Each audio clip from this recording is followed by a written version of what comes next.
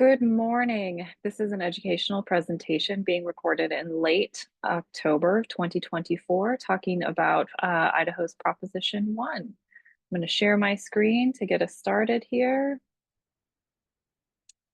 And here we go.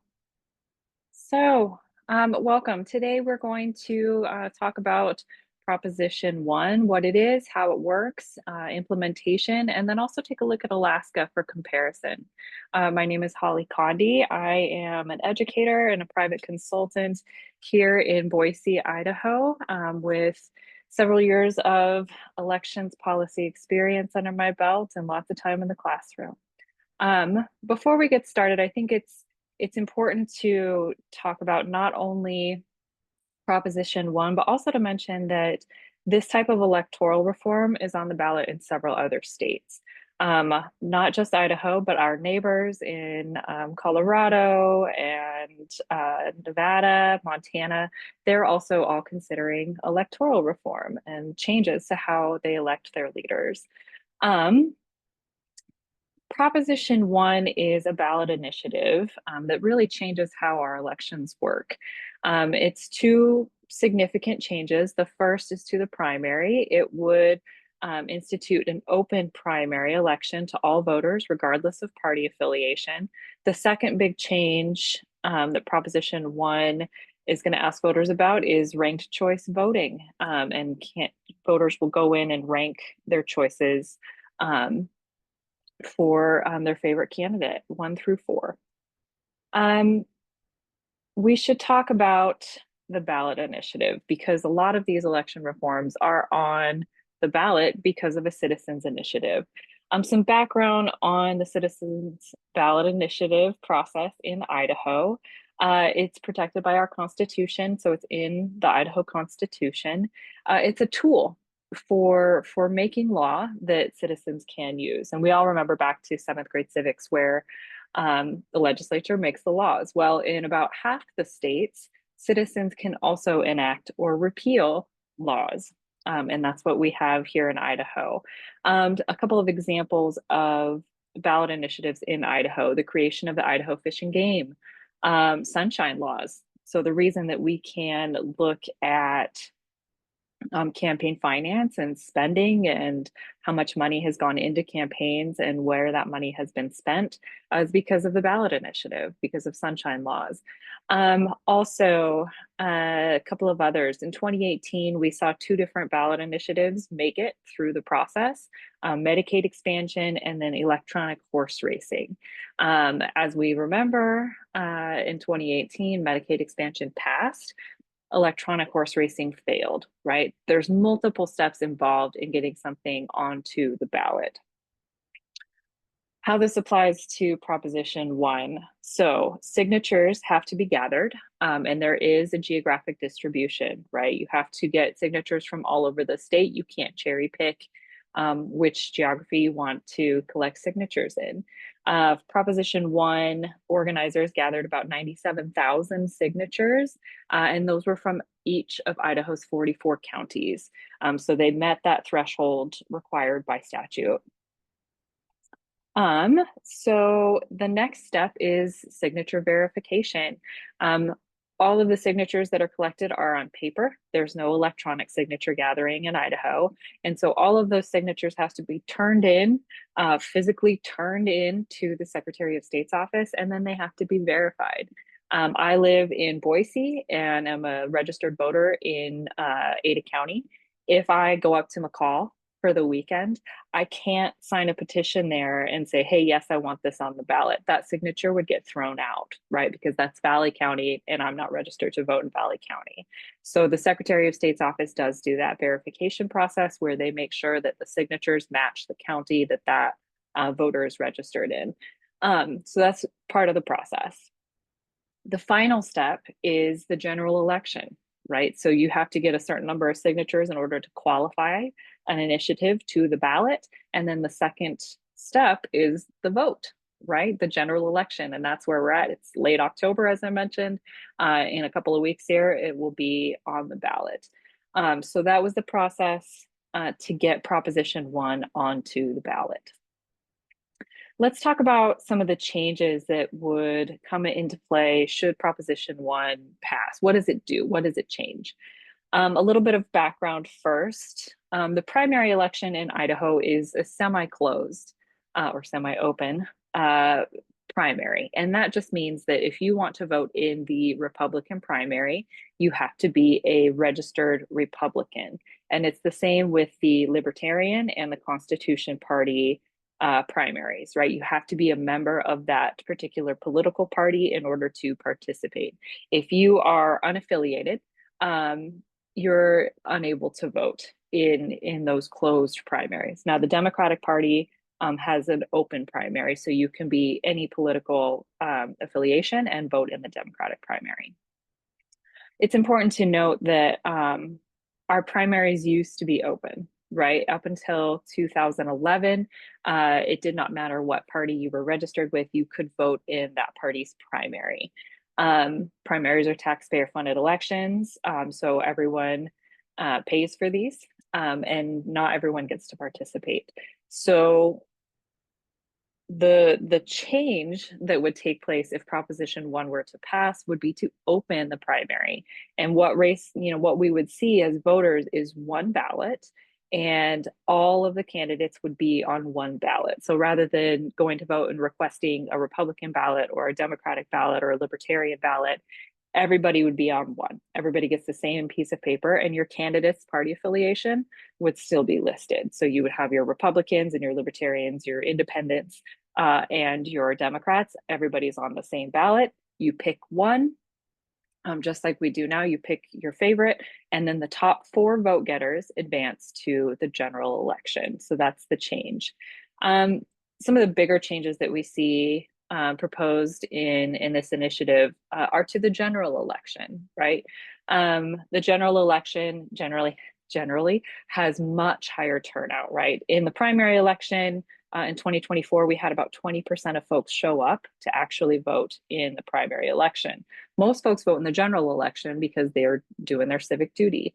The changes in the general election would institute instant runoff through ranked choice voting. And what that means is voters would rank their candidates from 1 to 4, and they don't have to rank everybody. If you only like one person, you can just vote for that one person. And then the candidate with the majority of the votes wins the race. And that's different than what we have now also, because right now you can win with a plurality of the votes, not just a majority. And we'll look at that a little bit later here in a couple of slides.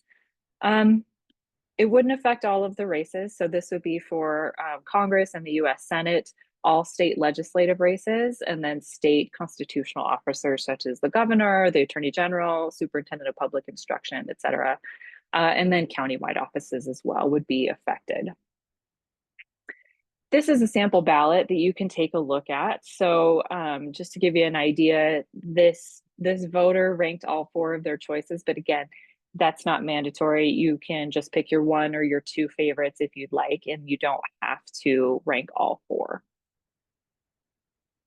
Back to majority versus plurality. This is important to note because right now a candidate can win with the most votes, but not necessarily support of most of the voters. So that's the difference there, right? On the plurality side, candidate C still wins the election, but they only have 33% of the votes, right? So they don't have most of the votes. So not most of the voters support candidate C on the plurality election. In the majority, you have to have 50% of the vote plus 1 in order to win the election. So that's the difference there. And we'll see an example of what this looks like here. So determining a winner. This is how it works with ranked choice voting, right? The votes are counted. The highest ranked pick is counted from each ballot. And if one candidate has over 50% of that total, like we said, they have a majority, then they win. If you've still got that 33% and they have the most votes, but they don't have over a majority, then you go into second round voting. And we're going to watch a real quick a real quick demonstration of this, and I'm going to narrate it. Thank you to Minnesota Public Radio for this. And we're going to rank our favorite colors. So right now we can see these are our choices. These are our candidates, right? We've got purple, then we like blue. Those are our top two favorites. Then we like orange. We're not going to vote for green because we don't like green. So that one is an example of not having to vote all of the candidates. We're going to tally up all of the votes. Now, the winning candidate is going to need 11 votes in order to win the race. That's how many votes we have total. A majority here is 11. So we've got 20 votes total. Orange is going to be eliminated because they have the fewest votes, and no one color has reached a majority yet. Now we still don't have a majority, right? And so blue is eliminated. The votes are distributed, and now we have a winner.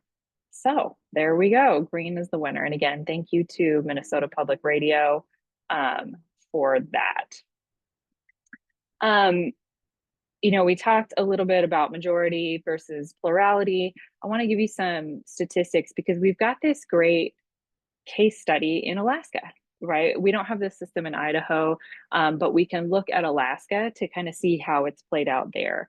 And in roughly 80% of the races, there was a majority winner in the first round, meaning, back to our color example, no one candidate was eliminated because there was a majority winner. Somebody got more than 50% of the vote in round one. In about 14.5%, did have to go into a second round, but the initial leader, who was the leader in round one, prevailed even in round two once votes were counted, second round votes. In less than 5% of the races, you had three or more candidates and you had a winner who came from behind, right? This would be, back to our color, our sticky note example, green was not the initial leader. Purple was our initial leader. And so this happened in Alaska in the 2022 races in less than 5% of the races, where you had somebody who wasn't the initial leader. And then when it went into additional rounds of counting, you had somebody come from behind. Ranked choice voting and open primaries, more so than the ranked choice, changes kind of the strategy, right? It makes things a little bit different for candidates. And some of the big changes are a different strategy, right? I mentioned earlier that turnout in the primary in Idaho and in any state with a closed primary is generally very low, right? Candidates know that they can win a primary and then go on to the general election and have very little opposition, right? Especially in a one party state like Idaho, or so like New York, right? This happens in blue states and red states, where the primary is kind of the real election, right? And primary voters tend to be more partisan. They tend to be more political, ideologically motivated, right? They're hyper partisan. And so that's the case in Idaho as well. When you have an open primary, it changes your strategy because you can no longer just appeal to that small fraction of voters that show up to vote in the primary, right? You have to appeal to everyone. So that means knocking more doors. It means doing outreach to folks who are outside of that sliver of just diehard primary voters. So definitely a different strategy. Minority party candidates tend to have a better shot in these types of races, right? Because we are very strategic about how we vote, especially in a pick one election. We vote for the person we think can win, who we can, think is maybe not the best candidate, but it's a lesser of two evils. And we don't necessarily vote for the person we think should win. So the minority party candidate, we might like them the best, but we don't want to vote for them because we feel like we're throwing our vote away. When you have the ability to rank your choices, that is less of a consideration, right? You can rank your favorite person first, and then your the person you think probably will win, you can vote for them second. And it doesn't spoil the race. It eliminates spoiler candidates. Campaigning on policy versus emotion. So when four people advance from the primary to the general election, candidates are forced to do more than just demonize their one opponent, right? You have to do more than say, don't vote for them because they're awful. You have to say, these are my ideas, and this is, what I believe in, because you have to differentiate yourself between three other candidates. If I'm a candidate and I have three opponents, that's very different than a candidate and I have one opponent who's of the opposite party, right? You might have multiple people from one party on the same ticket, and you have to talk about policy instead of just saying that's the bad guy, right? And disclaimer, ranked choice is not a panacea for this. It doesn't take away ugly campaigning by any means, but there does tend to be more civility in the campaign process just because you have to, right? You have to be able to differentiate yourself between other candidates, and negative campaigning does not do as well in a ranked choice system. Getting primaried, and we'll talk a little bit more about getting primaried here in a minute, but getting primaried is when you're an incumbent, you're already in office, and the primary rolls around, and someone who is more partisan than you, they outflank you, right? And they point to you and they say, hey, that person is not Republican, or that person is not Democrat enough. I'm gonna come in here and be hyper partisan, and I'll represent you. And then they lose the primary because, again, a very small fraction of people show up to vote in the primary. And so appealing to that base, that political base, is a strategy, right, that tends to work in the primary.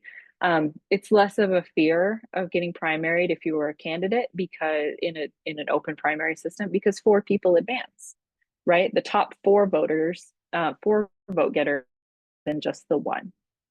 So it does change the dynamics for candidates quite a bit, right? They do have to work a little bit harder to reach a little bit more broadly, and get out to more than just those sliver of primary voters. It's important, I think, to talk about Idaho's primaries specifically, and what happened in 2024 this year in May. In the primary this year, we had several incumbent legislators who were considered very practical legislators, right? Who were well liked, who were in office and serving, right? Usually, in most of these folks who got primaried, and there were several who got primaried. That's what we're going to talk about. Who work in education, right? Who were serving on the education committee. And what we saw was a lot of outside money. So outside PACs, particularly for school voucher and school privatization PACs, that came in and supported opponents, these incumbents' opponents in the primary. Several of these folks were relatively unknown, meaning the candidates that won in the primary and beat the incumbents were relatively unknown, right? And it was not them spending this money, right? You had these outside PACs who came in and financed billboards and ugly flyers and door knockers and robocalls and things that were very ugly, right? Very inflammatory, saying, don't vote for them. They're terrible. They're a liberal in disguise, that kind of thing. And we had several legislators who got primaried. They lost their seats due to the influence of outside PAC money, and particularly education money, right? School privatization money. And so that's an example of what happens when you have to spend just a little bit of money in a certain race and influence a much smaller portion of the electorate, because, again, a very small portion of folks actually show up to vote in the primary. So that's an example, of what happened in Idaho this year. which party benefits most? And this is one of my favorite talking points, my favorite slides from this whole presentation, because neither party benefits really from this. What we see is in blue states, in states that have a majority of Democrats, their parties are opposing this. In red states, Republicans oppose it. And it's not necessarily individual Democrats or individual Republicans, it's the party establishment. The extreme left or extreme right hyperpartisan candidates tend to do poorly in this system, right? Because open primaries and ranked choice sort of it pushes for more collaboration, it pushes for kind of nicer campaigning. And so if you're hyper partisan, you're not going to do well. Something that I think is really interesting, especially here in Idaho, right, is our neighbors in Nevada. Nevada's a blue state. The Democratic Party there is opposing their reform. Same within Colorado, right? In Colorado, a blue state also, the Democratic Party there is opposing their reform. But their governor in Colorado, who is also a Democrat, is supporting their elections reform, right? So you see kind of this breakaway between the party establishment and individual members of the party who are on opposite sides of this, right? You can have people of the same party on opposite sides of this issue, and the issue being elections reform. So the parties tend to, and not always, tend to oppose this type of election reform because it de-emphasizes parties and it gives more power to voters from the party, right? De-emphasizes the two-party system. So fascinating stuff. What happens if it passes? So there's going to have to be several things will happen if Proposition 1 passes. And one is price tag, right? This is going to cost money because all reforms cost money. The cost estimates have been anywhere between 1.5 million and 40 million, which is a huge range, right? That's a big range. And one of the reasons is because there's several unknowns, right? We don't have this system in place, and therefore we have not had any voting software vendors come and say, here's what it would cost to do this, right? Because currently ranked choice voting is illegal in Idaho, right? Proposition 1 would repeal that. But for that reason, none of the software vendors have said, hey, this is what it would cost to do RCV in your state. So there's a lot of unknowns. Something to know about the price tag. A lot of this cost would be upfront. The ongoing costs would probably not be much higher than they are now, because once you're running an election, you're running an election.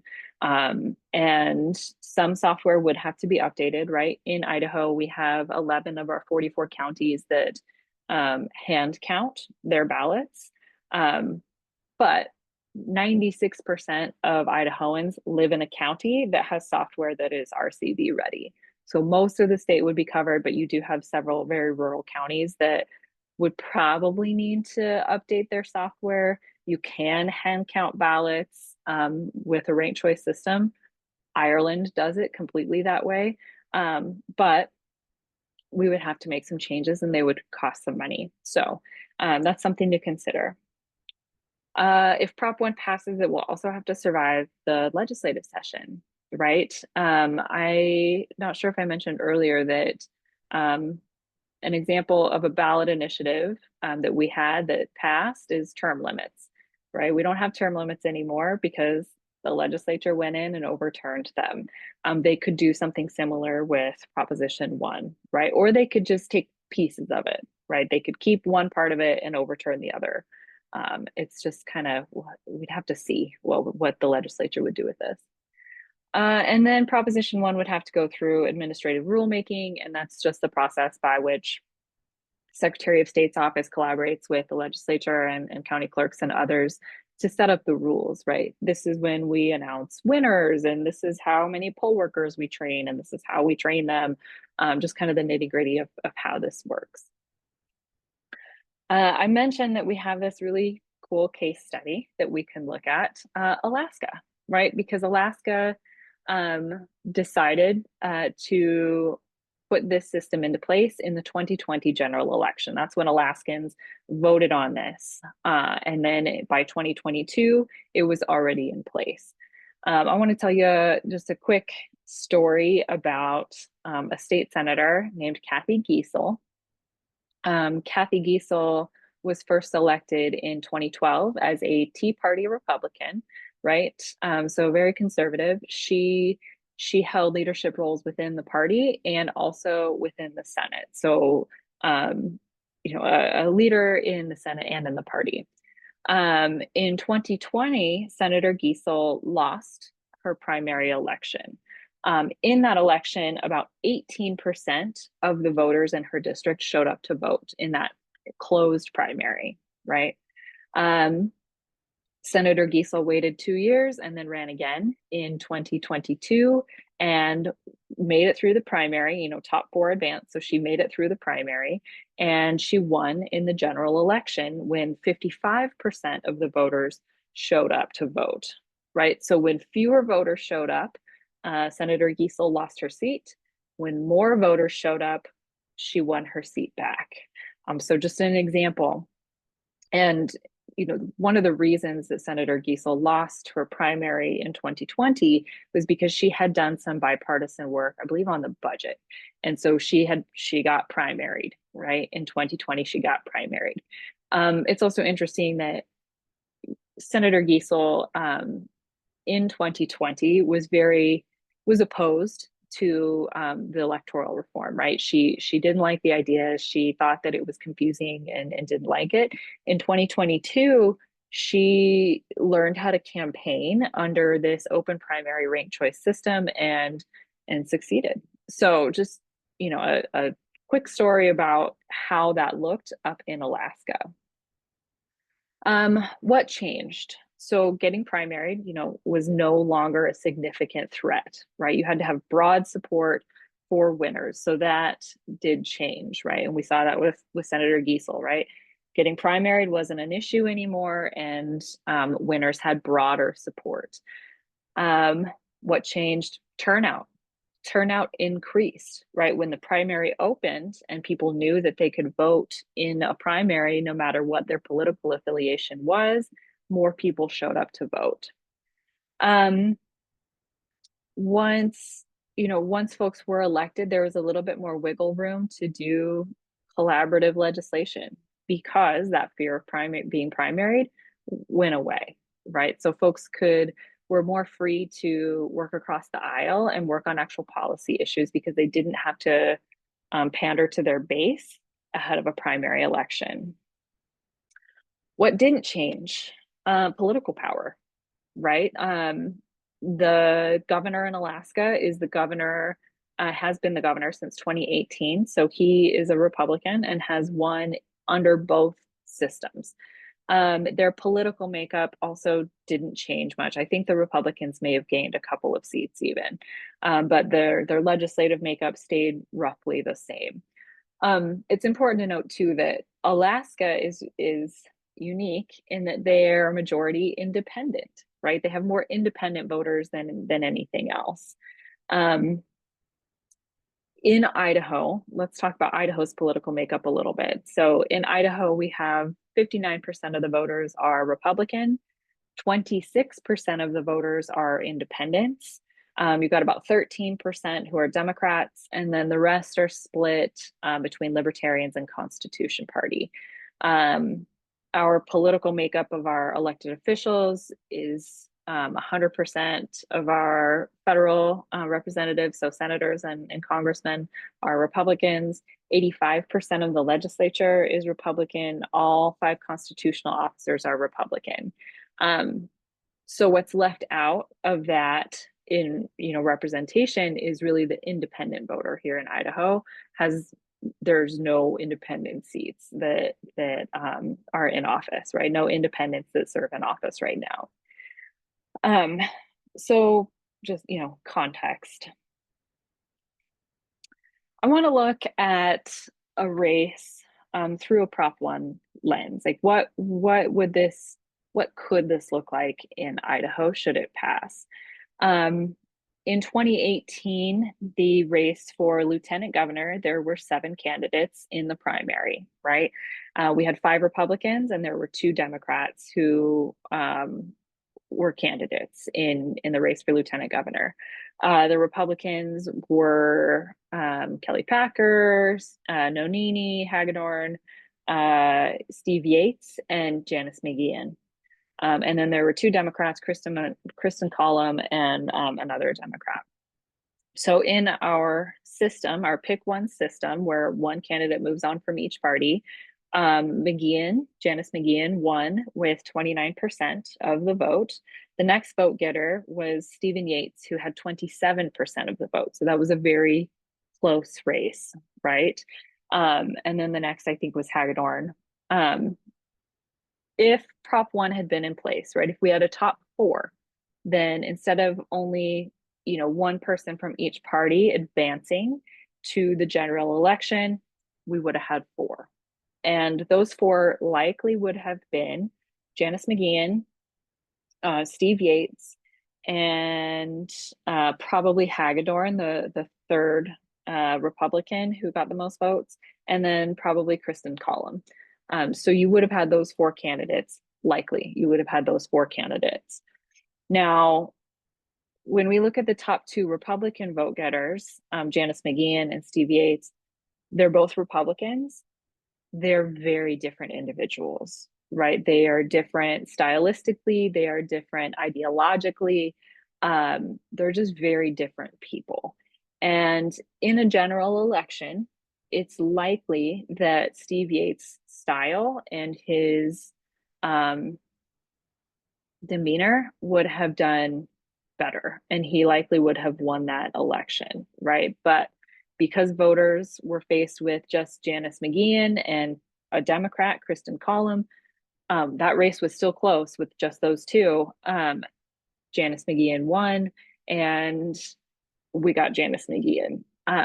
So that's one example of how an open primary and a top 4 really changes the dynamics, right? It changes how the outcome, what the outcomes are. And again, we can't go back and say this is what would have happened for sure, but that's a likely scenario. I'll put it that way. So before I move on to questions, it's an election year, it's a presidential election year, and we tend to get very wrapped up in who's going to be our next president and who's going to the White House. I do want to say, vote down ballot, right? Make sure you're researching your county commissioners, the county prosecutors, ACHD. All of these races are very important and generally affect us more than who's in the White House. So with that, I'll get off my soapbox about down ballot races, and we can open it up for questions. And with that, I think we're done. If you have questions, feel free to send me an email. My contact information is included in the invite. And thank you so much for being with us today.